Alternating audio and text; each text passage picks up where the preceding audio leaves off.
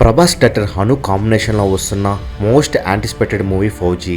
ఈ సినిమాలో ప్రభాస్ సరసన ఇమాన్వి హీరోయిన్గా నటిస్తుండగా మైత్రి మూవీ మేకర్స్ భారీ ఎత్తున నిర్మిస్తున్నారు. ఫౌజీ సినిమా పైన రోజు రోజుకి అంచనాలు పెరుగుతూ ఉన్నాయి. మరి ఈ మూవీ అప్డేట్స్ కోసం ప్రభాస్ అభిమానులు కళ్ళు కాయలు కట్టేలా ఎదురు చూస్తున్నారు.